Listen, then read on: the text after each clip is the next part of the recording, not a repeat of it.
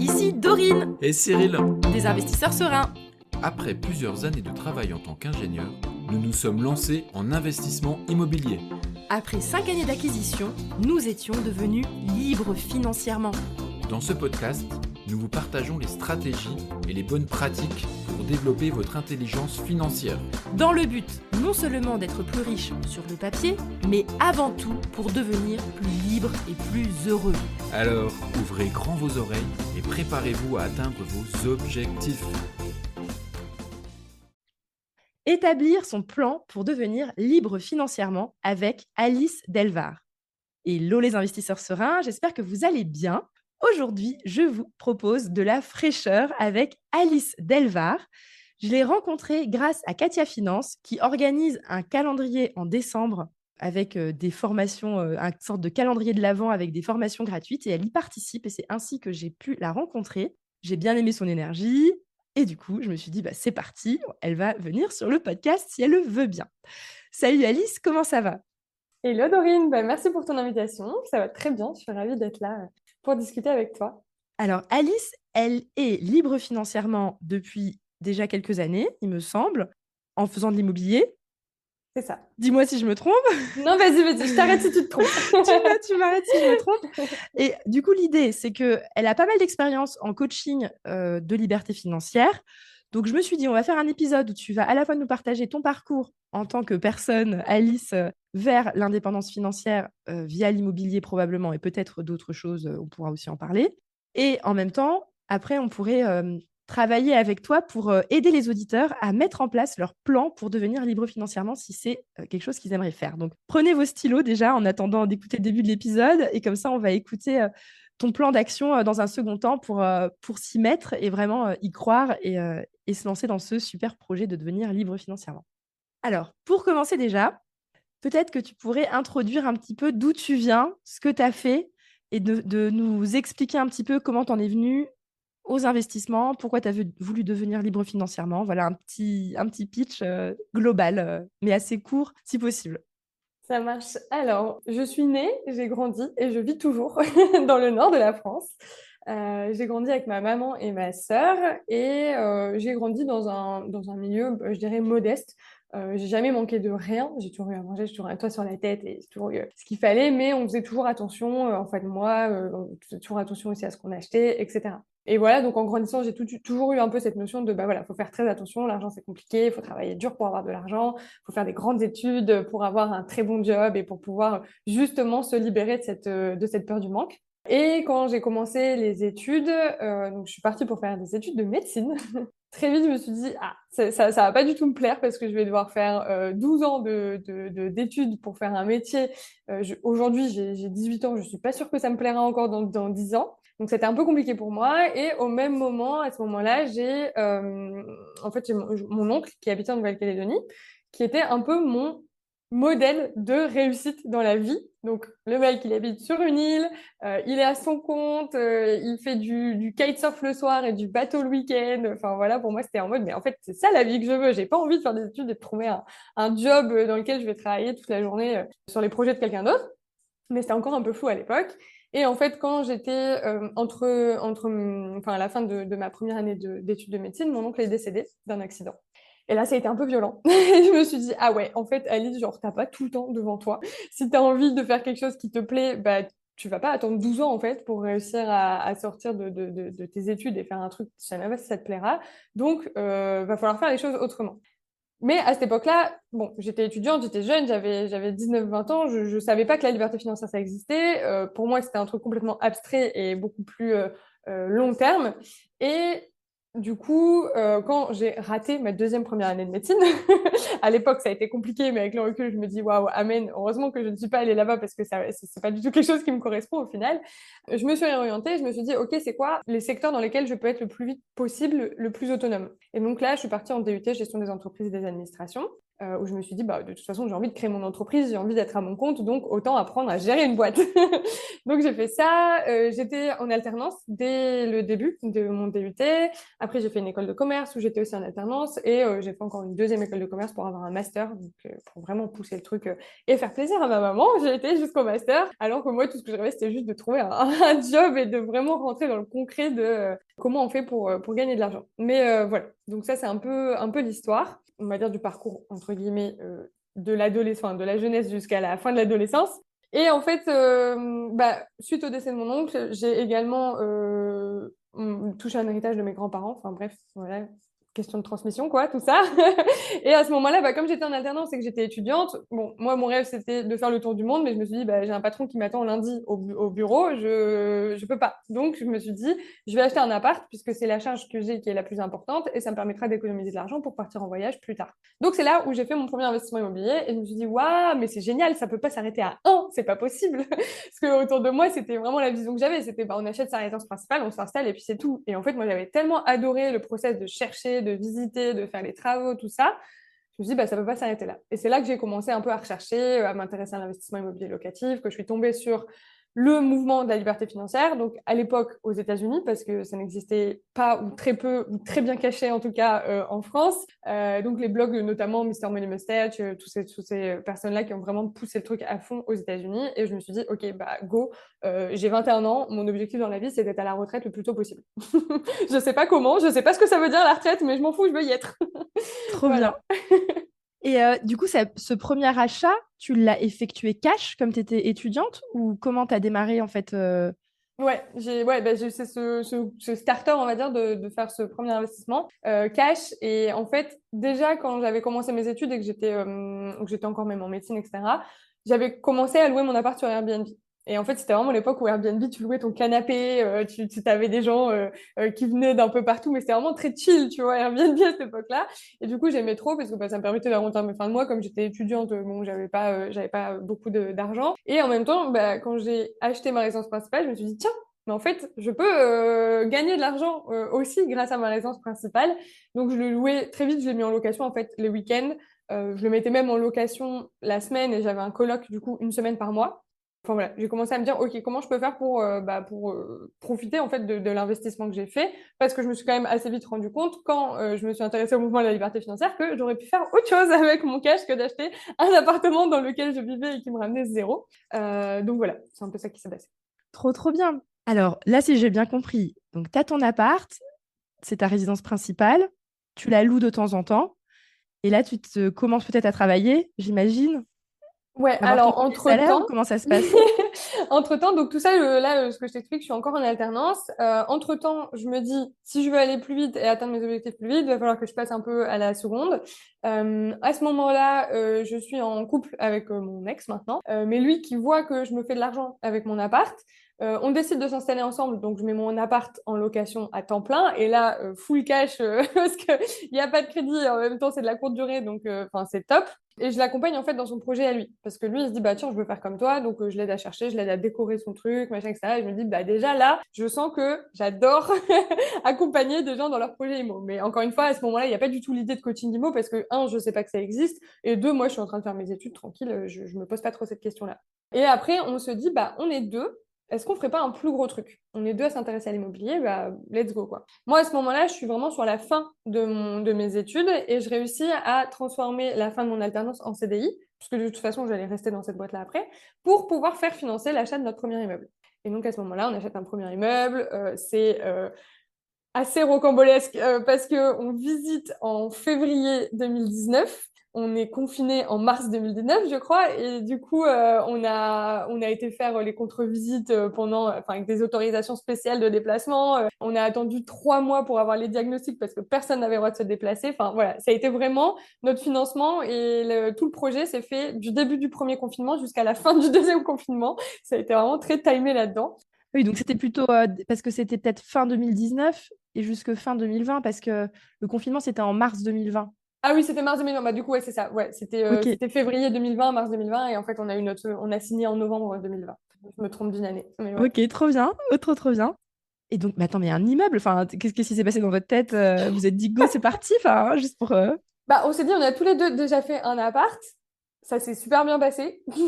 Pourquoi pas aller chercher plus gros, surtout que bah on est deux, on a le soutien mutuel et en vrai, enfin pour moi un des trucs les plus importants pour aller mener un investissement immobilier à bien, c'est vraiment de pas se décourager et de pas se sentir seul. Mais en fait, moi, en ayant vécu l'appart, je voyais pas l'immeuble comme un truc beaucoup plus gros ou beaucoup plus important. Je me suis juste dit bah en fait c'est juste le next step. Pour moi, c'était logique en fait. Et il y a combien d'appartes du coup dans ce premier immeuble? Il y en a 6. Ah, trop bien. Et du coup, dans les mêmes secteurs que tu connaissais un petit peu. Ouais, ouais, ouais, enfin, c'est toujours en région de Lille. L'immeuble, il est à Roubaix. Et en fait, c'était assez drôle parce que Roubaix, c'est quand même une ville qui a une très mauvaise réputation. Et du coup, à ce moment-là, bah voilà, heureusement qu'on était deux parce qu'on était un peu nous deux contre le reste du monde qui nous disait non, mais n'investissez pas à Roubaix, vous allez vous faire cambrioler, vous allez vous faire détruire votre immeuble, il y a personne qui va vous payer les loyers. Bon, le fait est que ça fait 3 ans, tout tourne très bien, on a zéro impayé et on a zéro dégâts. Donc, on a bien fait de s'écouter. Ouais, mais c'est ce que je dis toujours aussi aux auditeurs, c'est que souvent la rentabilité, elle se trouve en fait là où les gens veulent pas aller, quoi. Carrément. C'est-à-dire que si toute la planète veut investir à l'endroit-là, c'est que probablement tu n'arriveras jamais à trouver un truc rentable parce que ça va être plus galère Mm, que mm. si tu investis là où il y a moins de monde, en tout cas, et que si c'est mal réputé, des fois, ça peut être en fait une bonne nouvelle. Ouais, moi, ce que je dis tout le temps, c'est que tout ce qui est une mauvaise nouvelle pour les moldus, c'est une Ouais, bonne nouvelle. C'est une bonne nouvelle pour nous, les apprentis sorciers, côté investisseurs, quoi. C'est un peu ça. c'est exact. Mais c'est trop ça, c'est trop marrant comme. Exactement. C'est ça, c'est que ouais, les bonnes nouvelles, enfin les mauvaises nouvelles sont des opportunités en fait. Exactement. Ouais. Comme les DPE, comme les hausses des taux, Bah enfin, tout, ouais, quoi. c'est Tout. ça. C'est juste une question de perception. Trop bien. Et donc, à ce moment-là, donc, tu as fait un immeuble avec ton conjoint. Cette fois, enfin, c'est ton conjoint, on dit ton compagnon de l'époque. Et à ce moment-là, vous achetez en indivision ou vous faites comment? Vous faites une SCI? On l'a acheté en SCI. Et on a signé, on était déjà séparés. Donc, on était conscient qu'on investissait entre ex. Ah ouais, Parce que trop souvent, les bien! gens me disent ah, comment ça s'est passé à la séparation pour garder l'immeuble et tout. En fait, non, on s'est séparés entre-temps. Et on s'est dit, bah, en fait, l'affaire est trop belle. On va pas la laisser passer pour nos différents personnels parce que professionnellement, on s'entendait très bien. Donc, on s'est dit, bah, c'est un peu bête. Donc, on l'a quand même été. Et on l'a acheté en SCI à l'IS. Nickel, nickel. Ah oui, donc en fait, c'est trop bien parce que moi, c'est pareil, tu vois, j'ai investi avec Cyril et les gens ils Ouais, disaient, oui, mais si tu te sépares, parce que nous, en l'occurrence, on a nos 3 immeubles, on les a en indivision. ok. Et les gens ils disent, oui, mais si tu te sépares, machin et tout. Mais tu sais, je lui dis, mais en fait, si tu as un peu de bon sens, et je suis contente, tu sais, quand tu as compris ce que c'est que d'investir dans un immeuble, je veux dire, à part s'il y en a un qui a vraiment, il y a un truc qui lui est tombé sur la tête et puis qui veut tout mettre à plat et ta liberté que tu as créée, je veux dire, c'est dans aucun intérêt de vouloir forcer l'autre à vendre ou à, entre guillemets, mettre le bazar dans un business. En tout cas, nous, avec Cyril, on s'était toujours dit avant d'investir, non, mais quoi qu'il arrive dans notre couple, ce qu'on a construit là, on va pas le déconstruire, quoi. Ouais, c'est ça. Après, moi, je me dis aussi, enfin, si mon associé, il a plus envie de ce bien et que moi, je veux le garder, bah, je trouve un investisseur pour racheter ses parts, que je connais, quelqu'un que je connais pas, quelqu'un parmi mes clients. Enfin, en soit, tu vois, pour moi, il y a jamais de situation qui soit un cul-de-sac et on peut rien faire, quoi. Trop Donc bien. là, en fait, cet immeuble, il était là, j'allais pas le laisser passer. S'il faut s'adapter dans le futur parce qu'il y a un changement d'un côté ou de l'autre, même si c'est moi, hein, de l'autre côté, qui me dit non, j'en veux plus de cet immeuble pour une raison X ou Y, bah, soit on revend l'immeuble, soit il rachète mes parts, soit il trouve un associé. Mais il n'y a pas de fin, quoi. Il n'y a pas de fin en soi. Enfin, juste, on Ouais, trouve la solution qui correspond et puis on avance, quoi. exactement. En fait, quand les gens ils savent parler et discuter, Ouais. en fait, il n'y a pas de problème, quoi. C'est Il y a ça, toujours une solution. carrément. Excellent. Et donc, vous avez fait ce premier immeuble. Et là, qu'est-ce qui se passe? Vous enchaînez, vous arrêtez? Comment ça se passe? Bah, du coup, ensuite, moi, j'ai acheté ma maison. Parce qu'à ce moment-là, bah, il s'est passé pas mal de trucs en même temps. Mais bon, on était séparés, machin. Moi, je voulais, fin de confinement, je voulais un jardin. Au cas où ça se repassait, le confinement. Et là, à ce moment-là, du coup, j'habitais dans le centre-ville de Lille, donc c'était pas idéal. Et donc, j'achète ma maison. Sauf qu'à ce moment-là, je me rends compte qu'une maison, enfin, même un logement avec jardin, c'est souvent des maisons, un minimum familial. Et donc, je me retrouve à acheter solo une maison avec 3 chambres et un bureau. Je me dis, bon, Alice, on va optimiser ça. Et j'ai pris 2 colocs, en fait. Et donc, j'avais ma maison, j'avais ma résidence principale et j'avais 2 colocs, en fait, qui payaient mon crédit, ce qu'on appelle du house hacking. Et en gros, juste, bah, voilà, tu loues une partie de ta résidence principale et ça rembourse ton crédit, quoi. Ah, mais c'est génial, je crois que tu es une des premières que j'interviewe qui a fait l'appart tout seul, l'immeuble et après la maison. En fait, c'est ça qui m'a aussi beaucoup aidé dans mon métier de coach immobilier, c'est que j'ai fait, bah, comme tu dis, appart, immeuble, maison. J'ai fait du meublé, du nu, j'ai fait de la courte durée, de la longue durée, j'ai fait de la SCI, j'ai fait du nom propre. Du coup, j'ai tout testé. J'ai tout testé pour vous et je peux vous expliquer. Du coup, c'est pratique parce que en fait, j'ai un peu la réalité terrain de comment ça se passe en vrai sur chacun de ces investissements. Donc, c'est pratique. Génial. Et à ce moment-là, tu t'es arrêté à un moment donné ou t'en as encore d'autres à nous raconter? J'en ai quelques autres. Du coup, après, j'ai revendu mon premier appart parce que je me suis dit, ah tiens, il y a un, de la plus-value latente et il y a deux, de l'effet de levier bancaire non utilisé. Et en même temps, à ce moment-là, j'avais un projet business qui ne s'est pas fait parce que on a eu plein d'autres choses qui se sont mises en place. Et on s'est rendu compte que finalement, on ne se voyait pas sur du long terme à Lille, donc ça n'avait pas de sens de créer un business local à Lille. Mais voilà, à ce moment-là, du coup, je l'ai revendu pour toutes ces raisons-là. J'ai fait une grosse plus-value, j'ai racheté un appart avec cette plus-value-là. Et j'ai investi, on va dire, 50% en bourse et 50% sur le nouvel appart que j'ai acheté. Et donc là, j'ai acheté un local commercial de 40 mètres carrés que j'ai transformé en love room, en fait. Donc Airbnb atypique, cible les couples avec une belle néo en plein centre-ville d'une ville de 40 000 habitants. Du coup, ça marche plutôt bien. Et tout ça, donc encore à Lille. Non, ça c'est sur la côte d'Opale, donc sur la côte en face de l'Angleterre, quoi, parce que c'est là où moi j'ai grandi.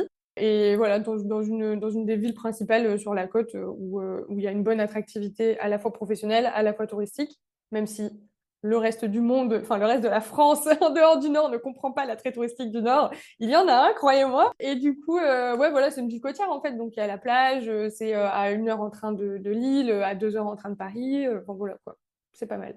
Trop, trop bien.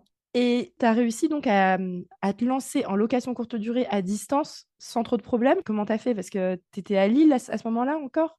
Ouais, je suis toujours à Lille. Bon, l'appart, il est à 1 heure de Lille, donc moi, j'appelle pas ça à distance. Il y a des gens qui considèrent que c'est à distance. Moi, personnellement, enfin, faire 1 heure de route, enfin 2 heures de route, même dans la journée, ça me dérange pas. Mais aussi, on a notre famille là-bas, donc du coup, à chaque fois, on en profite pour faire d'une pierre deux coups, entre guillemets. Mais en gros, moi, j'ai la personne avec qui j'ai fait tous mes travaux à Lille, qui est une personne de confiance, qui a été faire les travaux à Boulogne. Du coup, ça s'est hyper bien passé parce que même si on n'était pas vraiment à distance, tous les travaux se sont déroulés pendant qu'on était en road trip au Portugal. Donc nous, on était voilà en train de se balader et tout ça. Et en fait, j'avais des photos, des vidéos tous les jours des travaux. Et je disais, attends, mais ça, c'est pas comme on avait fait. Oh, ah bah ça, c'est top, machin, etc. Et en fait, c'était hyper facile, hyper fluide parce qu'on a déjà travaillé ensemble sur d'autres chantiers. Je lui fais entièrement confiance. Donc ouais, ça s'est fait entre guillemets semi à distance. Et aujourd'hui, pour la gestion, on a une personne sur place qui s'occupe des ménages, qui s'occupe du linge, et moi, je gère toute la partie accueil, enfin, message des voyageurs, réservation, etc., quoi. Ok, et ça, t'envisages de le déléguer ça maintenant? Dans un moyen terme, parce qu'aujourd'hui, c'est pas quelque chose qui me prend beaucoup de temps, et je trouve que moi, je fonctionne souvent selon une matrice effort-valeur. Si ça me demande pas beaucoup d'efforts, mais que ça me permet d'économiser pas mal d'argent, parce que la délégation, ça coûte quand même de l'argent, tant que moi, je trouve pas que c'est un effort pour moi de le faire, c'est pas quelque chose que je mets dans la case, tiens, j'ai envie de déléguer. Par contre, si c'est un effort pour moi de le faire, ok, je délègue, y a pas de souci. Mais ça, voilà, c'est 3-4 messages par semaine, ça me coûte pas grand-chose, quoi. Ok, ok, tout compris. Non, mais c'est super intéressant parce que je sais que dans l'audience et même avec les gens avec qui je discute, en l'occurrence, moi, j'ai jamais fait de location courte durée, donc j'ai pas trop d'expérience sur ce point-là. Mais c'est vrai que c'est un frein pour beaucoup de dire, oh là là, mais la charge mentale, la location courte durée, mais c'est horrible, mais j'ai pas le temps. Qu'est-ce que tu as envie de leur dire à ces gens-là? Moi, je dis tout le temps, en fait, tu as une échelle enfin, tu as un genre de curseur qui va de je délègue rien à je délègue tout. Je délègue tout, ça te coûte 20% de ton CA. Je délègue rien, ça te coûte 0% de ton CA. Et en fait, après, c'est à toi de trouver le curseur entre deux, de où est-ce que tu te sens à l'aise en termes de combien d'argent ça me coûte par rapport à combien de, entre guillemets, confort je gagne. Et moi, voilà, enfin, je déplace mon curseur. Là, aujourd'hui, mon curseur, il est à peu près au milieu. Tu vois, je délègue le ménage parce que clairement, je n'irais pas faire 2 heures de route par jour pour faire un ménage et changer les draps. Ça n'a aucun sens. Par contre, tu vois, écrire 3-4 messages sur mon ordinateur que je peux faire de peu importe où je suis, aujourd'hui, c'est pas quelque chose qui m'apporterait plus de confort si je le faisais plus, tu vois. Mais par contre, il y a des gens, ils ont juste même pas envie d'avoir à penser qu'ils ont une courte durée. Et du coup, ils délèguent à 100%. Mais dans tous les cas, 20%, enfin, garder 80% de ton CA sur de la courte durée ou juste pas faire de courte durée, tu gagnes quand même 80% de plus, tu vois, que si tu fais pas du tout de ton investissement à cause de ça. Bah, il est génial ton exemple parce que en plus ça me fait penser aux travaux. Moi, c'est ce que je dis beaucoup aussi aux personnes qui disent ah je veux pas gérer les travaux, ça prend trop de temps de gérer les travaux. Mais moi je dis toujours mais en fait tu peux payer 20% plus cher Mhm. et à ce moment-là t'en occuper quasiment pas. Et si Carrément. tu veux vraiment tirer vers le coup, du coup tu payes moins cher, mais tu payes en fait le fait, en fait tu tu payes ta tranquillité plus ou moins et ça correspond peut-être à 20% du prix des travaux. Je sais pas si ça colle à Oui, peu là, j'ai près pris 20% pour la conciergerie, mais ouais, mais ouais, je ça vois. peut-être, je sais pas combien ça collerait, mais en effet, je sais que les maîtres d'œuvre et les courtiers en travaux ou les personnes qui veulent gérer C'est à pour peu toi, près ils ça. vont prendre dans les 10-20% en plus Ouais. facile de ton chantier. Donc, c'est intéressant. En fait, il y a ça et il y a aussi le fait de se poser la question de combien vaut ton temps. Et par exemple, tu vois, enfin, si tu te dis, bah, en fait, si je devais faire 1 heure de ménage, je pourrais payer quelqu'un 20 euros de l'heure. Mais est-ce que toi, si tu étais en train de faire ce ménage-là, tu pourrais pas faire quelque chose qui apporte, tu vois, je sais pas moi, enfin, qui te fait gagner 150 euros de l'heure? Et dans ce cas-là, le fait de le déléguer, bah, en fait, tu peux te faire une marge de 120 euros sur cette heure-là parce que tu l'as délégué au lieu de le faire toi-même. Tu vois ce que je veux dire? Mais carrément. Mais là, moi, le taux horaire, pour moi, ça, c'est une religion. Le C'est taux clair. horaire, c'est la base de la base. C'est-à-dire savoir combien ton temps vaut. Ouais, Parce que finalement, le temps, c'est ce qu'il y a de plus précieux. Tout le monde le dit et le rabâche partout. carrément. Mais en gros, si tu sais pas combien ton temps vaut, bah, des fois, tu perds ton temps en fait dans des choses qui te rapportent rien et du coup, c'est du temps Mm, perdu, quoi. ouais, bah ouais. Moi, ça, je l'ai vécu, et c'est là où ça s'est imprimé à tout jamais. C'est quand j'ai dit, ah non, je veux pas payer pour le détapissage et je veux pas payer pour l'évacuation des déchets de mon premier immeuble. Il y avait 3 apparts à rénover. Mais toujours, on avait une Ford Fiesta en plus à l'époque. On a fait une bonne trentaine d'allers-retours à la déchetterie. Et là, tu te dis, ah ouais, bah en fait, j'aurais pu payer 800 euros pour gagner 6 week-ends de ma vie. Ça aurait pas été grave. Et tu vois, après, faut toujours avoir une façon par laquelle on apprend. Soit on apprend des erreurs des autres quand on en entend parler, quand on lit des livres, quand machin, etc. Soit on apprend notre propre erreur, on le vit, et là, clairement, la leçon, elle s'imprime, quoi. Bah ouais, ouais, ouais. De toute façon, c'est comme ça, hein. Quand on fait des grosses fautes, on s'en rappelle pour un certain temps. Carrément. Trop bien. Donc, ça, j'ai compris. En termes d'invest, est-ce que tu en as encore d'autres à nous dévoiler? Alors, il y en a un en cours, mais il n'est pas encore validé, donc j'en parle pas encore. Mais c'est un peu un invest avec un côté un peu atypique, encore plus poussé que sur la Love Room. Tu vois, au final, la Love Room, ça se voit un peu partout. Mais là, l'idée, c'est de faire vraiment un logement qui soit à la fois un logement, mais aussi une expérience à part entière. Voilà. Trop bien. Alors, tu viendras sur le podcast pour nous en parler à ce moment-là. Avec plaisir, Tu carrément. nous as teasé pour les prochains épisodes. Abonnez-vous au podcast d'ailleurs pour pas rater le retour d'Alice sur le sujet. Trop, trop bien. Et donc, comme tu es une coach immobilier expérimentée et en plus de ça, tu as fait la liberté financière, c'est un peu ton dada, de ce que je Mhm. comprends, en tout cas dans ta communication et dans ta façon de montrer que tu as envie d'être libre dans ta vie. Toi, déjà, tu te considères libre financièrement depuis quel âge? Alors, c'est pas si vieux, mais en gros, à peu près, bah, ça fait un peu moins d'1 an, on va dire. Et en fait, moi, ce que je dis tout le temps, c'est que dans la liberté financière, il y a des paliers. Enfin, moi, j'avais mon seuil, il était à 2000 euros par mois. Et quand j'ai eu ça, je me suis dit, OK, je me sens suffisamment en sécurité pour quitter mon taf et pour me dédier à 100% à mes projets. Et donc, ça, ce seuil-là, je l'ai atteint à 27 ans. Aujourd'hui, j'en ai 28. Donc, ça fait. Enfin, en fait, j'ai pas retenu la date. Je me suis juste rappelé que j'avais 27 ans. Mais du coup, on va dire que ça fait globalement à peu près 1 an, quoi. Ok. Et à partir de ce moment-là, maintenant, toi, tu accompagnes d'autres personnes à atteindre leur liberté financière. Et moi, ça m'intéresse déjà un peu ton expérience. Comment est-ce que les gens accueillent le fait que tu dises, bah écoute, viens avec moi et je t'aide à devenir libre financièrement? Enfin, il y a beaucoup de réticence, tu vois. Il y a beaucoup de personnes qui disent oui, mais non, mais ça n'existe pas, mais c'est pas vrai, mais c'est pas possible. Parce que, en fait, moi, par rapport à tout ça, moi, ce que je ressens, c'est que quand je parle de liberté financière, il y a beaucoup de personnes qui ont l'impression que c'est quelque chose d'inaccessible et de trop élevé ou tellement un rêve qu'ils se disent: «Bah, non, mais moi, je peux pas», tu vois? «Moi, je peux Mm. pas, moi, je peux pas». Alors ils expliquent ils vont te faire de la liste des excuses, «J'ai des enfants, je sais pas quoi, moi, je suis, fonctionnaire, moi, je suis je sais pas quoi». Enfin, tu vois, il y a toujours une Ouais, excuse, tu vois? Il y a un truc, «J'ai pas d'argent de côté, j'ai pas ci, bah, non, je peux pas parce que je suis pas venue d'une famille, je sais pas quoi». Enfin bref, il y a toujours une raison, tu vois? Il y a une c'est raison clair. pour laquelle tu peux pas l'atteindre et en fait, alors nous, c'est pour ça qu'on a une autre approche, c'est que mon idée, c'est plus de se dire: bah, fais déjà ton premier investissement immobilier rentable et en fait, moi, j'ai l'impression que le chemin et en tout cas, moi, le déclic vers la liberté financière, il s'est fait en passant à l'action. Oui, bah C'est-à-dire que, carrément. tu vois, c'était pas, au début, quand on a commencé, on s'est pas dit: «Tiens, on va devenir libre financièrement». On était plus en mode: «Bon, on va faire un truc intelligent et rentable. Ah tiens, ça marche. Ah tiens, on a du cash flow. Ah attends, si on le Mm. faisait une deuxième fois. Attends, mais si je le fais 3 fois, mais j'aurai tant d'argent par mois. Attends, donc je vais devenir libre financièrement».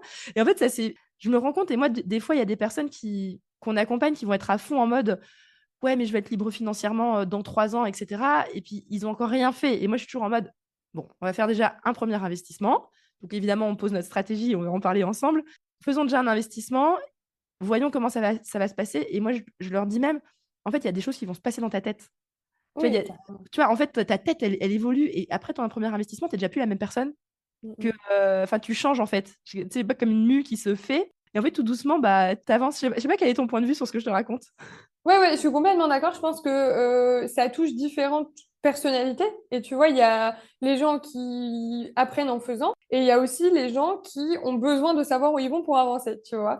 Et moi, je sais que je suis une personne qui apprend en faisant, mais je sais pas pourquoi, moi, j'ai envie de parler aux gens qui ont besoin de savoir avant d'avancer, tu vois. Et c'est pour ça, moi, dans mon accompagnement, après, j'ai aussi des gens que j'accompagne qui ont déjà fait un projet IMO, qui ont déjà lancé un business, qui ont déjà investi en bourse, l'un ou l'autre, ou tous, et qui en fait juste ne savent pas comment ça les approche de leur liberté financière.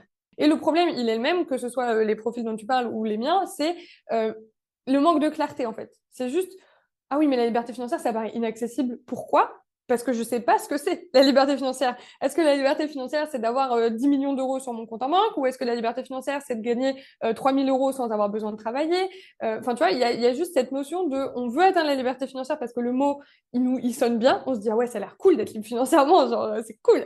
Mais c'est quoi en fait? C'est quoi concrètement? Et c'est ça qui fait le manque de possibilité, de capacité à se projeter dans un futur et de se dire, bah, c'est possible parce que je sais c'est quoi le chiffre et je sais comment y aller. Tu vois, c'est comme si tu veux courir un marathon. Si tu te dis juste, ah, je veux courir la plus grande distance possible, bah, ça n'a aucun sens parce que tu sais pas c'est quoi la plus grande distance possible. Donc, tu sais pas quel plan d'action tu dois mettre en place pour réussir à courir la plus grande distance possible. Par contre, si tu te dis, je veux courir un marathon, bah là, tu te dis, OK, bon, bah aujourd'hui, je sais courir 5 km. Si je veux arriver à courir 42 km, il faut que je fasse ça comme entraînement pendant tant de semaines avec tel plan, machin, etc. Et après, une fois que tu cours ton marathon, tu peux très bien décider d'aller courir un ultra trail, par exemple, derrière, tu vois, et d'aller chercher la distance de 160 km. Mais c'est par étapes, et comme tu dis, bah, en fait, tant que tu n'as pas couru ton marathon, tu peux pas savoir que tu vas être capable de courir un ultra trail, et c'est pour ça en passant à l'action, ton champ des possibles s'élargit, mais il y a aussi des personnes qui ont vraiment besoin d'avoir une vision d'ensemble avant de pouvoir se lancer et de se dire, mais en fait, j'ai pas envie de faire un investissement IMO sans savoir à quoi il va me servir, globalement. Tu vois, c'est un Ouais, peu ça. mais complètement. Mais je pense qu'en fait, les deux, finalement, sont complémentaires parce que Mhm. même si ton plan, il évolue avec le temps, le fait d'avoir un plan au départ, c'est quand même un peu la base, quoi. Tu Ouais, vois, mais c'est c'est pas ça. grave si au final tu suis pas le plan et tu le respectes pas parce que pour X raison, finalement tu as changé d'avis et tu veux faire un business en ligne alors que Ouais. tu pensais que faire de l'IMO et de la bourse, et bah c'est pas grave, tu vois. Enfin, Mm. tu. En fait, ça se fait dans un sens ou dans l'autre. En fait, c'est soit tu commences par le plan, tu fais, tu réajustes le plan, soit tu fais ton plan, tu continues. Enfin, en gros, dans tous les cas, l'action et la planification, c'est itératif en fait. Y a jamais personne qui s'est posé à 20 ans et qui s'est dit, tiens, voilà mon plan vers la liberté financière et qui s'y est tenu à la lettre pendant 20 ans. Tu vois, ça Bah n'existe ouais, pas. bah Donc, ouais. voilà, il y a une porte d'entrée ou l'autre, peu importe. Dans tous les cas, au bout d'un moment, tu seras amené à passer à l'action et tu seras amené à avoir un plan d'action. Que tu commences par l'un ou par l'autre, bah, peu importe quoi. Ok, donc on va passer un petit peu dans le concret, si tu veux Ouais. bien. Prenez un papier et un stylo, comme ça tous ceux qui nous écoutent peuvent tout à fait prendre des notes. Comment toi tu dirais, là, on pourrait se dire ensemble, on va établir son plan pour devenir libre financièrement. Alors on a bien compris le plan, c'est pas grave si on ne respecte pas la lettre parce que en chemin, il risque de changer. Mais si là je me dis, ok, j'ai envie de me projeter dans un plan parce que j'ai besoin de me projeter et de me dire, mais comment est-ce que je peux y arriver potentiellement? C'est quoi la démarche là, que tu dirais, les étapes, je sais pas combien tu en as dans ta tête, par où je commence là? Ok. La première chose pour moi, c'est de se poser la question de est-ce que j'y crois ou pas? Est-ce que je crois que c'est possible ou pas? Si on n'y croit pas, c'est de se poser les questions de quelles sont nos croyances, quels sont nos préjugés, enfin, qu'est-ce qu'on pense vis-à-vis de la liberté financière, de la réussite et de l'argent. En gros, pose-toi la question écrite sur une feuille. Ok, bah, l'argent pour moi, je sais pas, c'est sale, c'est mal, c'est bien, c'est neutre, parce que bah, ma famille, elle a jamais eu d'argent et enfin machin. Bref, vraiment d'aller chercher un petit peu pour qu'est-ce que tu crois sur ces quatre sujets-là et pourquoi tu crois ça. Déjà d'avoir écrit, c'est pas, enfin, c'est vraiment très thérapeutique. Il y a personne qui va être là en face de toi, mais au moins de t'en rendre compte et de le poser et de conscientiser, c'est la première étape pour avancer et te dire, ok, je l'ai posé, je sais que c'est là, je vais laisser faire son chemin un petit peu. Alors, tu redis les quatre choses que je Ouais. dois écrire sur mon bout de papier, du coup, c'est Alors, dans n'importe quel cas, on peut commencer le plus simple, on va dire, c'est l'argent. donc qu'est-ce que je ressens par rapport à l'argent? Ouais, c'est Qu'est-ce que ça. ça me fait penser, tout ça? Ok, Ensuite, c'est la réussite. ok. Qu'est-ce que ça pourrait être, par exemple, qu'est-ce que c'est pour moi la réussite? Qu'est-ce que ce serait pour moi la vie idéale Qu'est-ce que je ou- ressens vis-à-vis de la réussite? Ok, plutôt en termes de sensations. Ok. C'est ça. Qu'est-ce que je ressens vis-à-vis de la réussite? Est-ce que la réussite, c'est pour moi ou pas? Est-ce que je suis capable d'atteindre la réussite? Enfin, c'est vraiment se poser cette question de se dire, quelle est ta relation avec la réussite? Ouais, c'est un peu ça, quoi. Quelle est ta relation avec la réussite? Quelle est ta relation avec l'argent? Quelle est ta relation avec la liberté financière et avec la liberté de manière générale? Et voilà. Déjà un petit peu, voilà, petit travail d'introspection là-dessus, de réfléchir pour voir s'il n'y a pas déjà là des trucs qui coincent, en fait. Parce que si ça coince là, forcément, l'étape d'après, on en parlera juste après, elle va être beaucoup plus compliquée. Parce que, par exemple, j'essaie de comprendre Ouais, concrètement, en même temps, bien sûr. j'espère que les gens qui écoutent, ils prennent des notes. Ça pourrait être, par exemple, une sorte de blocage qui dirait ah, mais je mérite pas de réussir, ou ah, mais de toute façon, j'ai jamais trop Exactement. rien réussi, ou j'ai manque de confiance en moi. Et en fait, on détecte en fait tous ces problèmes-là qui pourraient être des freins, quoi. Ouais, et après, du coup, en fait, il y a deux choses. Il y a le fait de s'en rendre compte. Et des fois, juste le fait de s'en rendre compte et de se dire, mais en fait, waouh, c'est ouf parce que je me suis jamais rendu compte que je pensais que l'argent c'est sale. Mais si inconsciemment tu penses que l'argent c'est sale, mais que pour atteindre la liberté, il va falloir faire de l'argent, hein, clairement. Pour atteindre la liberté financière, c'est le principe même. Et ben forcément, tu vas te battre au quotidien contre ton inconscient. Donc, tu vas te battre contre un fantôme, en fait. Parce que tu vas même pas être conscient qu'il existe, tu vas même pas être conscient que ton inconscient pense que l'argent c'est sale. Donc, tu peux pas avancer de manière légère, de manière fluide, de manière. Il y aura toujours des conflits internes. Et ces conflits internes, tout simplement, ils se manifestent sous la forme d'auto-sabotage, de procrastination, de ah, je comprends pas, genre, je sais que je dois faire ça, mais je le fais pas. Bah, en fait, pourquoi? Parce qu'il y a une partie de toi qui est juste pas d'accord avec ce que tu es en train de faire, tout simplement. Et du coup, ça va être de, voilà, d'aller. En fait, cet exercice-là de d'écrire, c'est l'exercice de discuter avec les parties de toi qui ont peut-être des avis différents que celui que tu essayes toi d'avoir sur la vie, sur l'argent, sur la réussite, etc. Génial. Donc, on a fait notre petite introspection avec Ouais. l'étape 1 sur nos relations avec l'argent, la liberté financière. Et le quatrième, La c'était réussite. la réussite. Donc, ça, c'est fait. Ouais. Ok, maintenant j'ai fait ça. Bon, j'ai vu mes blocages. Du coup, j'imagine qu'il faut que je les bosse quand même un petit peu ces blocages ou ça, on les laisse un petit peu de côté et on va rien que de fait de les avoir écrits, c'est déjà pas mal. Alors, il y a deux trucs. Déjà, le fait de les avoir écrits, c'est pas mal. Parce que à partir du moment où t'en prends conscience, déjà, tu as déjà fait une grosse partie du taf parce que maintenant, ils vont plus être dans l'ombre, ils vont être en lumière. Et quand tu vas faire des trucs et tu vas dire, oh, mais en fait, oui, mais c'est parce que là, je sais pourquoi je suis en train de faire ça, tu vois. Du coup, déjà, ça va simplifier la chose. Et après, l'autre option, ça va être de travailler dessus. Donc, il y a plusieurs façons. Donc, la thérapie, le coaching, toutes ces choses-là, se faire accompagner parce que clairement, en fait, la plupart de ces choses-là, on se rendra compte en écrivant que c'est pas des choses qui nous appartiennent, mais des choses qui nous ont été transmises, soit par l'extérieur, soit par l'environnement, soit par nos parents, soit par nos lignées, notre famille, etc. Mais globalement, voilà, c'est pas des choses qu'on se crée de toutes parts nous-mêmes, donc on a besoin d'aller libérer un petit peu tout ça. Donc ça, c'est hyper utile et important, que ce soit vis-à-vis de la liberté financière ou tous les sujets de votre vie. C'est top en fait de pouvoir se faire accompagner sur ça. Après, une autre technique que vous pouvez faire là avec votre bout de papier, c'est de se demander, bah, c'est quoi le bénéfice caché que j'ai à garder cette croyance-là ou à rester dans cette situation qui n'est pas idéale pour moi. Ça, pareil, hein, c'est un petit travail de dialogue avec son inconscient, donc on peut fermer les yeux et voilà, laisser les réponses venir ou écrire de manière automatique. Plus on écrit, plus les réponses vont devenir un peu inconscientes. Et en fait, une fois qu'on se rend compte du bénéfice caché, je vais prendre un exemple tout bête, mais par exemple, quand on fume et qu'on veut arrêter de fumer et qu'on n'arrive pas à arrêter de fumer, il y a une partie de nous qui gagne quelque chose. Et cette partie de nous, elle est inconsciente. Et l'inconscient, il est beaucoup plus fort que ton conscient. Ça, c'est indéniable. Donc, tant que ton inconscient, il gagne, parce que lui, il a une bonne raison de continuer à te faire fumer, bah, tu continueras de fumer, même si dans ta tête, tu es là en train de ramer, sortir les rames pour arrêter de fumer, en te mettant des alarmes en mode ne fume pas, en te mettant des patchs, en te mettant machin, tout ça. Tant que ton inconscient, lui, il n'est pas rassuré et que son bénéfice que lui, il tire de fumer, il peut être satisfait d'une autre manière, bah, il va continuer à faire ça parce que lui, ça l'arrange bien, en fait. Lui, il est content. En fait, tu fumes, il est content parce que possibilité 1, ça le déstresse. Possibilité 2, ça l'empêche de grossir. Possibilité 3, ça lui permet de sociabiliser. Enfin, je sais pas, il y a plein de raisons inconscientes pour lesquelles on fume. Et tant que tu vas pas mettre le point là-dessus, bon, bah, tu peux pas dire à ton inconscient, OK, c'est pas grave, je vais arrêter de fumer. Par contre, pour éviter de stresser, par exemple, bah, à la place, je vais me mettre à la méditation. J'en sais rien. Mais voilà, donc l'idée, c'est identifier le bénéfice caché. Qu'est-ce que j'y gagne, en fait, à avoir cette croyance, à garder cette croyance ou à garder ce comportement qui ne me convient pas. Et en face, qu'est-ce que je peux mettre comme solution pour quand même satisfaire ce bénéfice, mais en abandonnant, en fait, la croyance qui me bloque, quoi. Ça, c'est un petit exercice sympa. Ok. Non, mais ça, c'est génial parce que même pour la liberté financière, en fait, moi, je m'en rappelle, et moi, ça, c'est un peu ma théorie. C'est la théorie de la responsabilité. C'est ma théorie. Enfin, je sais pas si c'est ma théorie ou pas, mais peut-être que tu as la même. Mais en gros, moi, je me rends compte que finalement, quand on est salarié et qu'on est finalement, on se laisse porter par la vie, tu vois, on se laisse porter, tu vois. Les responsabilités, c'est nos chefs, quoi. Nous, on fait juste le travail qu'on nous demande de faire. Et en fait, finalement, tu portes pas de responsabilité parce que tu rentres le soir et puis bah, tu as terminé. Bon, tu t'occupes de tes enfants, tu es quand même responsable de tes enfants. Mais voilà. Et en fait, le fait de devenir un vrai investisseur qui prend complètement pleinement son argent en main, en mode je vais faire un investissement, je vais acheter quelque chose, bah là, du coup, tu te places dans les bottes de celui qui va être responsable.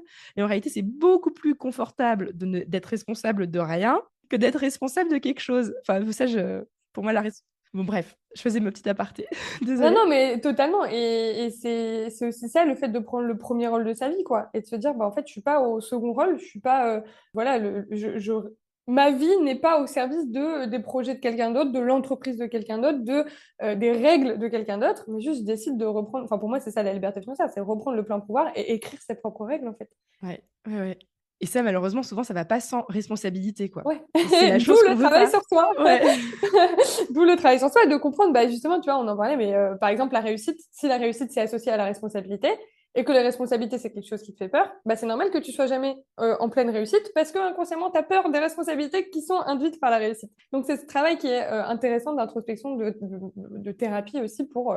Bah voilà quoi, se rassurer, se lâcher un peu, avancer beaucoup plus sereinement quoi. Ok, donc là, ça y est, on a vidé notre esprit. Ouais. C'est quoi la deuxième étape? La deuxième étape, c'est la vision. Donc, c'est vraiment se poser la question de c'est quoi pour moi la liberté financière? À quoi ressemble ma vie quand je suis libre financièrement? Qu'est-ce que je fais de mes journées? Avec qui je les passe? Est-ce que je travaille encore? Est-ce que je travaille pas? Est-ce que je suis 100% oisive et je me balade les pieds nus dans l'herbe toute la journée? Ou est-ce que je fais de l'humanitaire? Ou est-ce que je continue quand même de travailler parce que j'adore ça? Enfin voilà, vraiment, est-ce que j'habite à la campagne? Est-ce que j'habite toujours dans le même logement que j'ai actuellement? Est-ce que j'habite à l'étranger? Est-ce que j'habite toujours en France? Est-ce que je voyage? Est-ce que je voyage pas? Vraiment, de se projeter le plus possible dans ta vie de rêve, de liberté totale en fait. T'es libre totalement, t'as aucune contrainte, c'est toi qui choisis toutes les règles du jeu. Il ressemble à quoi le jeu? Globalement, c'est un peu ça. Et ça, tu recommandes aussi de le faire par écrit? Ouais, il y a plein de façons. Donc, soit il y a des méditations de visualisation, soit il y a enfin voilà, juste t'écris, tu mets une petite playlist qui te met de bonne humeur et tout, et puis t'écris, tu te dis, tiens, je me réveille, il est, je sais pas moi, 7h30 du matin, le soleil rentre par ma fenêtre, je me réveille, je descends, le petit déjeuner est prêt. Enfin, vraiment, tu vois, fais-toi kiffer à fond, c'est ta vie de rêve, c'est ta journée de rêve, et t'écris une journée vraiment la plus détaillée possible, et ça va bah, déjà en fait permettre de concrétiser et de te dire, ok, bah maintenant, je sais pourquoi je vais faire mes investissements, je sais pourquoi je vais en chier parce que il y a des trucs qui se passent pas comme prévu. Enfin voilà, et tu le sais parce qu'au bout, il y a ce truc-là, quoi.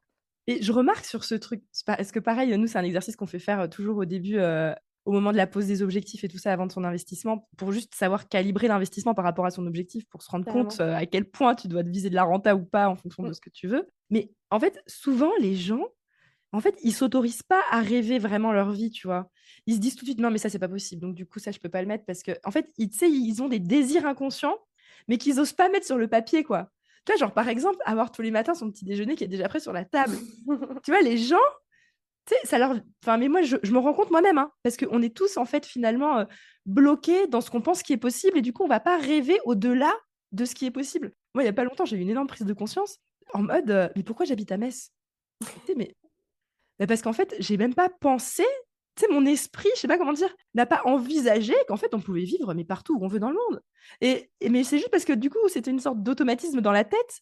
Et je trouve ça, dans cet exercice que tu racontes, justement, c'est super dur de s'autoriser à lâcher les vannes et en mode, vas-y, je me lâche la grappe et j'y vais, quoi. Vas-y, je fais ma vie de princesse et bam. C'est pour ça qu'il y a l'exercice d'avant qui vient avant. Ouais. Parce qu'ils sont là, les blocages de ouais, bah, tu vois, en fait, souvent, quand on se pose des questions, la réussite, l'argent, la liberté, etc., il peut y avoir des questions de bah, je le mérite pas, ou c'est pas possible, ou c'est inaccessible, etc.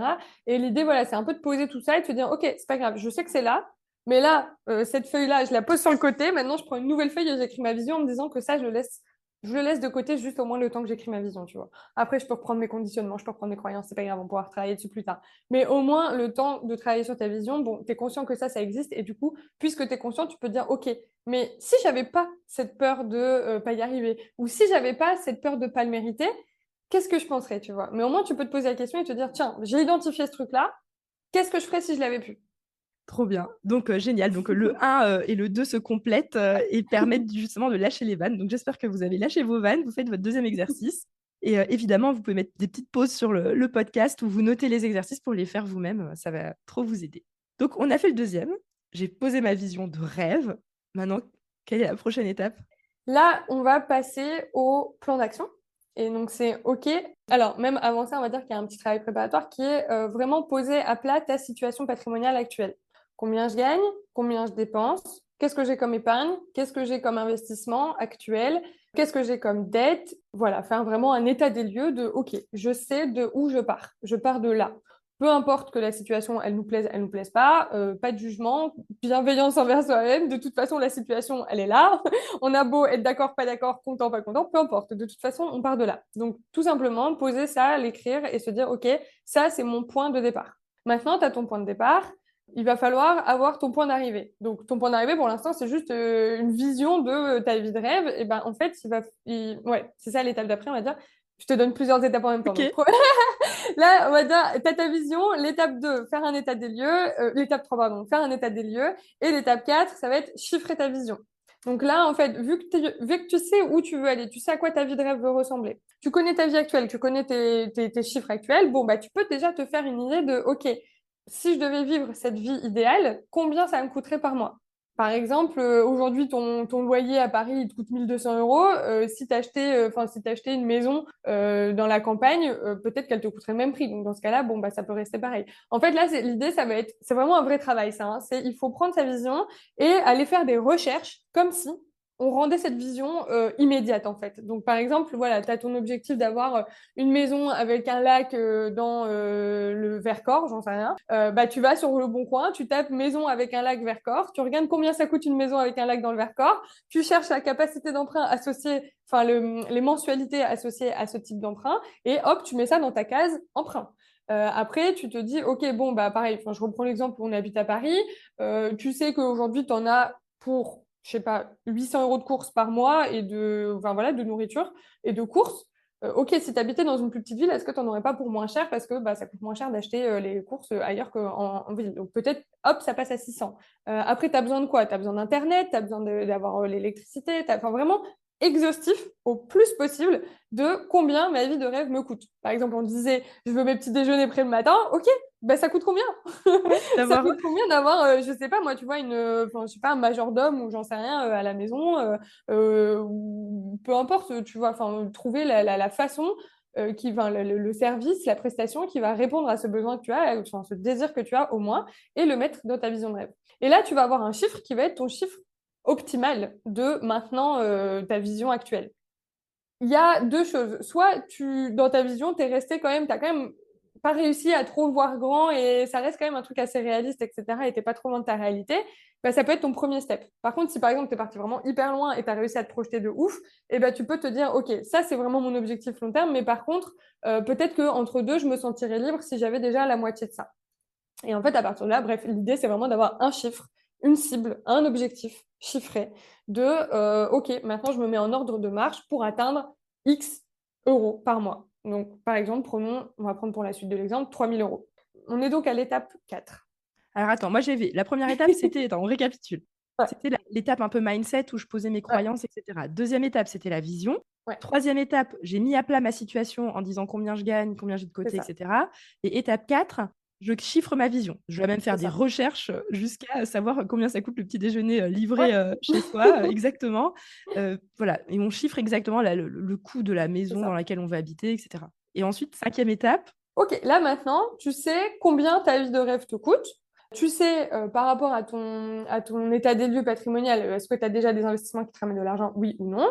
Et là, en fait, tu vas devoir décider parmi les 3 piliers, on va dire, matériels de la liberté financière, donc l'immobilier, la bourse et le business, qu'est-ce qui va te rapporter combien de pourcents de ces 3 000 euros?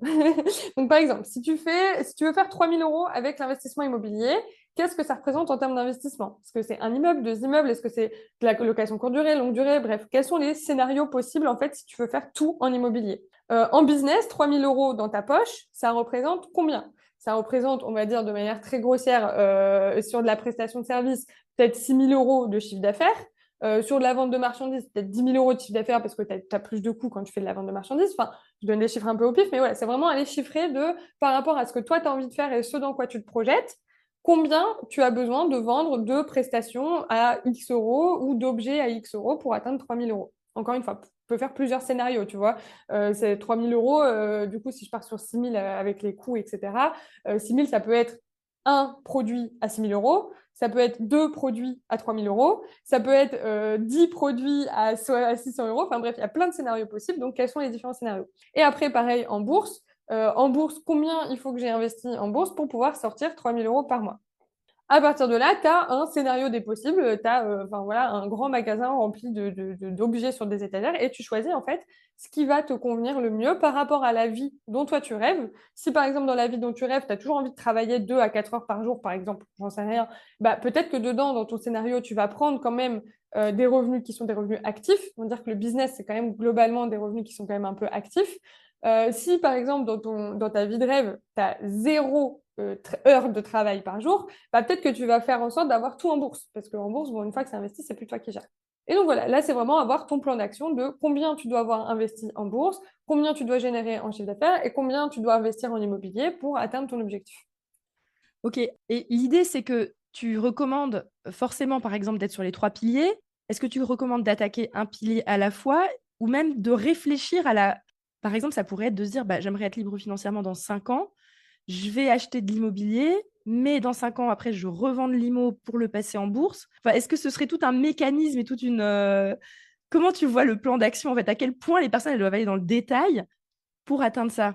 Bah, comme on le disait au début, ton plan d'action, il peut évoluer. L'objectif, quand tu fais cet exercice pour la première fois, c'est déjà d'avoir suffisamment d'informations et de clarté, surtout de clarté, pour avancer dans la bonne direction et pas partir complètement à l'inverse de tes objectifs, tu vois. Et comme tu le disais, une fois que tu vas commencer à investir, tu vas te rendre compte de ce qui est possible, tu vas évoluer personnellement, financièrement, etc. Et là, peut-être que tu te diras, oui, bah, finalement, mon plan d'action va changer, etc. Mais moi, c'est aussi pour ça que j'accompagne en fait les gens sur ça, c'est que il y a un champ des possibles qui n'existe pas tant que tu ne l'as pas, tant que t'es pas passé au next level, tu vois. Et du coup, bah, on va étudier un petit peu toutes ces possibilités qui existent et dans lesquelles on se projette le mieux. Donc voilà, l'objectif pour au moins pouvoir se lancer, c'est de se dire, bah, par quoi je commence? Et effectivement, moi, je conseille vraiment de commencer par un pilier qui est soit business, soit immobilier, sachant que la bourse, on peut le faire en parallèle parce que c'est quelque chose, en tout cas, dans l'optique de liberté financière qui est d'avoir le moins de taf possible à faire, on va faire enfin, la bourse, elle sert souvent en long terme et en passif. Donc, on peut très bien commencer à faire du DCA, donc de l'investissement où on investit une même somme chaque mois au même moment pour lisser son coût d'entrée. On peut commencer à le faire même si on a un projet IMO ou un projet business à côté. Par contre, lancer un projet business et lancer un projet IMO en même temps, c'est un peu kamikaze, quoi. Ouais, C'est on est d'accord. On est la d'accord. recette du burn-out. Donc voilà, du Ouais. coup, c'est choisir quel est par rapport à ton appétence, par rapport à ta situation pro actuelle aussi. Parce que par exemple, tu n'as peut-être pas la capacité d'emprunter actuellement, donc tu vas plutôt t'orienter vers un business qui va lui te créer la capacité d'emprunt. Ou inversement, si tu es salarié et que tu n'as pas le temps pour créer un business à temps plein, bah, peut-être l'investissement immobilier sera ta première voie, quoi. Ouais, bah c'est comme ça. En général, je saoule toujours mes auditeurs en leur disant que quand tu as de la capacité d'endettement, bah, commence déjà par ça. Parce que théoriquement, parce qu'en fait, il y a des gens, tu sais, ils sont tellement motivés de monter un business qu'ils vont, entre guillemets, démissionner ou négocier une rupture conventionnelle, alors qu'il n'y a rien qui est construit pour leur liberté financière. Et moi, je préfère, c'est ce que je leur dis toujours, d'avoir profité de cette capacité d'endettement avant de lever le pied. Et après, nous, c'est ce qu'on a fait. On a utilisé au max notre capacité d'endettement. Une fois que la capacité d'endettement était au maximum était atteinte, bah là, on passe en mode business en ligne. Et j'avais eu une discussion hyper intéressante une fois, c'est que c'est vrai qu'il faut raisonner en combinaison. C'est que en combinant les différentes stratégies, c'est-à-dire que bah, des fois, l'immobilier pour atteindre les 3 000 euros par mois, bah, c'est assez costaud. alors, bon, à voir en fonction des stratégies et des budgets de chacun, et peut-être pousser des stratégies à haut rendement ou pas en fonction de ta stratégie. Et après, bah, du coup, une fois que tu as ça en place et qui tourne, et peut-être que tu as atteint la moitié de ton cash flow désiré, bah, tu peux poser ta dème ou en tout cas négocier une rupture conventionnelle. D'ailleurs, j'ai fait un épisode avec un avocat excellent sur le sujet. Je crois que c'est l'épisode 150, je crois, avec un avocat qui explique comment est-ce qu'on fait pour négocier sa rupture conventionnelle. Trop Mais en bien. gros, tu négocies ta rupture conventionnelle et après, tu as 2 ans, entre guillemets, de sursis pour que ton C'est business ça. décolle. Et du coup, là, c'est royal parce que tu dois Ouais. juste atteindre la moitié de ton cash flow avec ton business en 2 ans. Donc, normalement, c'est atteignable. Et là, c'est dangereux un petit peu ça, parce que oui, c'est un confort d'avoir Ouais, cette rupture co, mais en même temps, le problème, c'est qu'on aime un peu trop le confort et que des fois, on se dit, ah, mais non, mais ça va, j'ai 2 ans, du coup, je me mettrai à fond. Enfin, ça va, quoi, je suis tranquille, j'ai 2 ans devant moi. Et c'est un peu un piège, parce que après, bah, si tu mets pas en marche dès le début, bon, bah, tu te reposes un peu sur tes lauriers, etc. Donc, vaut mieux se dire que on n'a pas le choix, il faut que ça aille vite. Et pas se reposer trop sur cette histoire-là parce que enfin j'en vois beaucoup, tu vois, des gens avec qui lancent leur boîte et qui se disent ouais non mais ça va, ça fait qu'1 an que je suis lancée, non ça marche pas trop bien mais c'est pas grave, j'ai encore 1 an devant moi. Enfin c'est pas comme ça qu'il faut voir les choses quoi. bah ouais, ouais, ouais. Mais non, mais Mais... ça me parle trop parce que déjà la semaine dernière, il y a 7 jours exactement, je discutais avec une dame et tout, puis elle me disait qu'elle était au chômage, mais qu'en fait, justement, elle a pensé lancer son business et puis qu'en fait, dans 3 mois, son chômage s'arrêtait et puis que son business, il avait toujours pas décollé, quoi. Et j'étais en mode, ah ouais. Mais en tout cas, l'IMO, je trouve que ça sécurise quand même pas mal. Moi, je Ouais, je suis prêche complètement d'accord. pour ma paroisse. Ouais, je dis souvent aussi que l'IMO, c'est un peu comme l'entrepreneuriat pour les nuls. Mais oui, Et mais trop! sans aucun jugement, parce que je fais les deux et j'adore les deux. Mais juste, tes clients, ils sont là. Ton fournisseur, t'as qu'un vendeur à trouver et basta. Tes prestataires, bon, bah, t'en as pas non plus 1 million. L'offre et la demande se rencontrent à un endroit, c'est le bon coin. Enfin, tu vois, globalement, en fait, tout est pré-mâché. Et une fois que tu as fait un investissement immobilier, tu as aussi la capacité de te projeter dans, ah, ok, si je devais faire un business, bah, il faudrait que je trouve ça, il faudrait que je trouve ça. Et en fait, ça permet vraiment de se projeter dans, en fait, je sais gérer un projet de A à Z, IMO, et du coup, bah, en fait, je passe un peu au level up en passant sur du business où je dois choisir quel est le produit que je mets en vente, où je dois choisir mes prestataires, où je dois choisir. Tu as beaucoup plus de choix à faire, mais globalement, c'est les mêmes critères, quoi. Mais carrément. Moi, je dis toujours, c'est un peu un micro-business. Et je Ouais. trouve même que d'ailleurs, les meilleurs investisseurs, c'est ceux qui voient finalement l'immobilier Mm. comme un business et pas comme je fais de l'immobilier comme à la papa en mode je Mm, fais que mm. des locataires. Tu sais, et puis en fait, bah, du coup, tu satisfais pas tes clients et les locataires, c'est des clients. Et en fait, à partir du moment où tu as Ouais. compris ça, et je trouve aussi que pour ma part, en tout cas, je témoigne, c'est que lancer un business, c'est quelque chose qui me faisait vraiment peur et que je pense que j'étais loin d'être capable de faire il y a quelques années. Et le fait d'avoir fait ces investissements, de gérer plein de locataires, d'avoir cette logique business et de responsabilité, c'est ça qui m'a développé aussi en tout cas la logique et la confiance pour lancer un business en ligne, ce que au départ me paraissait vraiment très loin de moi, quoi. Mm, mm. Ok, non mais excellent, trop trop bien. Alors attends, donc du coup, on en est aux 5 étapes. Est-ce qu'il y a encore une étape? Et ben la dernière étape, c'est d'investir. C'est de Let's go! passer à l'action. Ouais, c'est ça. Alors, évidemment, à nuancer, on n'investit pas si on n'a pas une capacité, enfin, si on n'a pas une épargne de précaution qui est constituée. On ne se met pas en danger financier pour faire de l'investissement. L'investissement, ça vient après l'épargne. Mais, donc, petit disclaimer, juste, tu vois. Et à partir de là, bah voilà, une fois que vous avez votre épargne de précaution, donc généralement au moins 6 mois de dépenses d'avance, là, on peut se dire, vas-y, j'investis et j'y vais, quoi. Et je me lance. Très bien, très très bien. Moi, j'aime bien même dire, moi, je dis toujours 20 000 euros. Enfin, moi, je sais pas, c'est mon chiffre. Mais bon, après, des fois, des fois, il y a des gens qui sont un peu choqués, mais ça dépend du projet, de la taille du projet, et du risque du projet. Forcément, tu peux prendre plus de risques et avoir moins d'épargne de côté. Mais moi, je dis toujours d'avoir un minimum de côté. Mais c'est bien 6 mois d'épargne d'avance, même 1 an. Moi, je trouve ça plus confortable. Ça part vite, tu vois, avec si tu mets les frais de notaire ou si tu vois, il y a des gens, au départ, ils savent pas tu sais, négocier les frais de notaire en utilisant l'acte en main dans leur compromis. Enfin, il y a plein de choses des petites erreurs de débutants qui coûtent entre guillemets de l'argent au démarrage. Et si tu un petit peu pas de Mhm. soupape pour voir venir, c'est un peu compliqué, quoi. Oui, alors quand je parle d'épargne de précaution, effectivement, c'est pas l'épargne de précaution qu'on va investir. Ouais, ouais, ouais, c'est C'est pour ça que je l'épargne de précise. précaution qu'on a avant de se dire, tiens, là, je vais investir. Et quand on se dit, tiens, là, je vais investir, on réfléchit à, OK, combien j'ai besoin d'apport, combien j'ai besoin de... Mais Ouais, ton épargne de précaution, c'est vraiment un truc qui est bloqué, coincé, tu touches pas, sauf cas de vraiment extrême urgence, tu vois. Et ça, c'est pas de l'argent que tu vas investir, justement. C'est de l'argent exactement. que tu mets au chaud dans un truc où tu peux pas trop y toucher, genre PEL, tu vois, par exemple. Et après, là, tu te dis, OK, bah maintenant, je veux faire un investissement. L'investissement, il va me coûter, je sais pas, moi, 150 000 euros. Je vais devoir mettre 15 000 euros d'apport. OK, bah là, je constitue mon... Enfin, il faut que j'ai mon apport pour pouvoir investir dans l'immobilier. Mais ouais, Ok, complètement d'accord. tout On à n'est fait. pas... Ouais, ouais, non, mais je précise parce qu'il y a des gens, ils sont là.